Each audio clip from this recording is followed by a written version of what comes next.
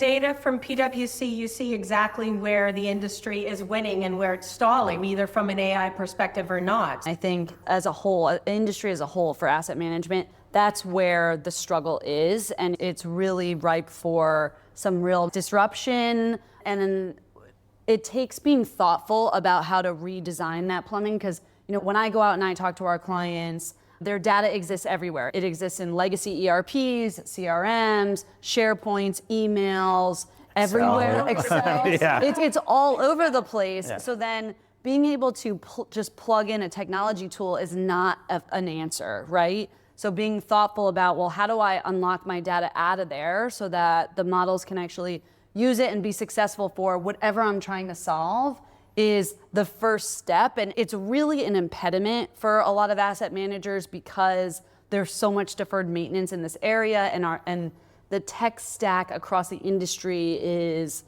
lacking. There hasn't been a lot of optimization of that in the past, and now that's coming to roost, right? Michael, looking at things from this technological perspective, how are expectations around the infrastructure evolving? Is the industry keeping up pace, in your opinion? I think consumers and the personal products out there have pushed us ahead of what some of the enterprise products provide or are available. So I think one of the phrases I like to use is people expect a single pane of glass. They say, we have a data system, and they're not kind of conditioned now, I think because of the success of the ChatGPT, of Claude, to think about, I need to pull data from an ERP, I need to pull data from a CRM, I need to maybe pull some open source data.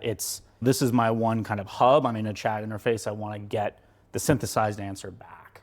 So I think the expectation is high, quite high from a user standpoint, and that requires additional investment in more kind of enterprise grade data. And I think it's really pushing us towards a place where if you want to be on the forefront of AI, you need a data warehouse strategy. You need multiple cloud-based systems that are tied together to form that single kind of system of record.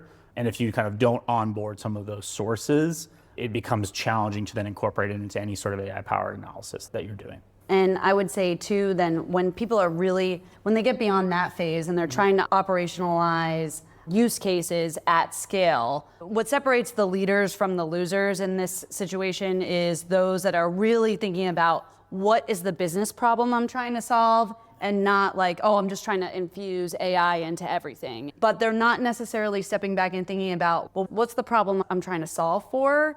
They're trying to create demand, maybe that doesn't exist, or it exists, but there's already a solution for it. That's right. So step back and think, what is the challenge or problem that I'm trying to solve for? Right, and a lot of the times what we see at our clients is, it's not just a technology solution, it's a reinvention of the whole workflow. Like, how can you do things better overall? And some of that is gonna have to do with tech, and some of that's gonna have to do with people and where they're pulling things and stuff, but ultimately, the technology solution should ease the data processing, right? And accelerate getting to the judgment point, right? So that's the real unlock, is getting to how can I spend more time around my insights and my judgments and making decisions, and less time in the minutia and the data processing and the data wrangling.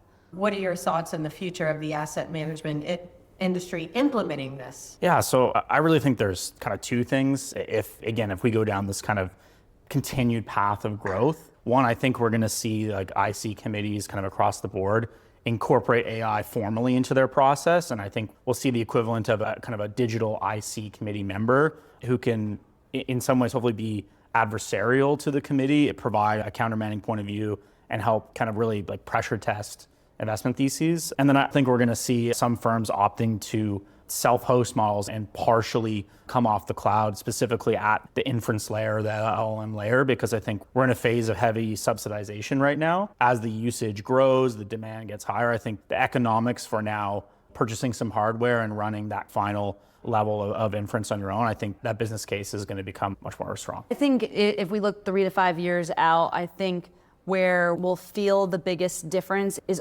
almost everywhere. I feel like everything is going to feel like there's an AI-enabled element throughout all of the asset management industry. It's going to kind of permeate our operating model as we know it today.